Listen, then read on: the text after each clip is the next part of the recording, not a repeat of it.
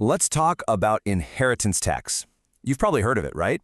It's one of those topics that's always surrounded by a bit of confusion, a lot of debate, and frankly, a ton of misunderstanding. But what if I told you that for almost everyone listening, it's not something you really need to worry about.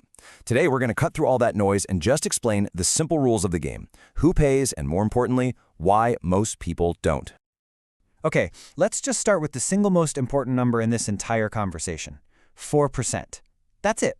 In the entire UK, only about 4% of estates actually end up paying a single penny of inheritance tax. Kind of surprising, isn't it?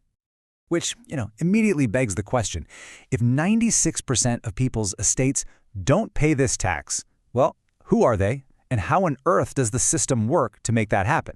That's exactly what we're going to break down. So, how do we get to that 96%? Well, it all starts with rule number 1. A basic tax-free allowance that every single person is entitled to before tax is even a consideration. But first, real quick, let's get on the same page. When we talk about an estate, what do we even mean? Simple. It's just the total value of everything you own when you pass away. Your house, your savings, your car, your possessions, the whole lot.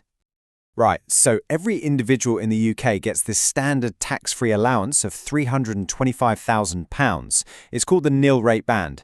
Basically, if the total value of your estate is less than this, there's just no inheritance tax to pay.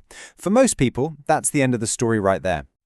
But that £325,000, that's just the starting line. Rule number 2 brings in a massive boost, especially for homeowners, adding a whole other layer of tax protection. Now, this boost does have a few conditions. You can see them here. You have to leave your main home directly to your kids or grandkids, and thankfully, that includes stepchildren, adopted children, and foster children. The other big one is that your total estate has to be worth less than £2 million. But if you tick those boxes, your allowance gets a serious upgrade.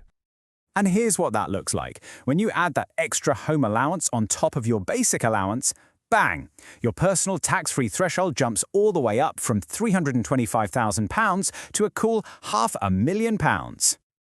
But we are not done yet. We've now arrived at the most powerful rule in the whole system.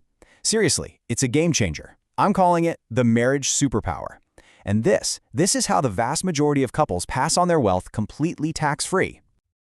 Okay, so this point is absolutely crucial. There's a huge legal distinction here. If you are married or in a civil partnership, you can leave anything and everything to your partner completely tax-free. Not only that, but you can also pass on any of your unused allowances. This benefit does not apply if you're just living together, no matter how long it's been. It's a really important difference. Let me walk you through how this works. It's pretty simple. Imagine partner 1 passes away and leaves everything to partner 2. They haven't used any of their £500,000 allowance. Well, that entire allowance just transfers over to partner 2. So partner 2 now has their own £500,000 allowance, plus the $500,000 they just inherited from their partner. And that brings us to this incredible number, £1 million. Combined, a married couple or civil partners can pass on up to £1 million to their kids, including the family home, completely and totally free of inheritance tax. This one rule, right here, is the main reason why 96% of estates pay absolutely nothing. Okay, so what about the 4%? What happens if your estate's value is actually above these pretty generous thresholds? The answer is a flat rate of 40%. Now that sounds high, I know, but it's really important to remember this. The tax isn't on the entire estate. It's only paid on the slice that is above your tax-free allowance. Now, for that small group who might have to pay, the system has a very well-known escape hatch: gifting. The main rule is simple, if maybe a little morbid.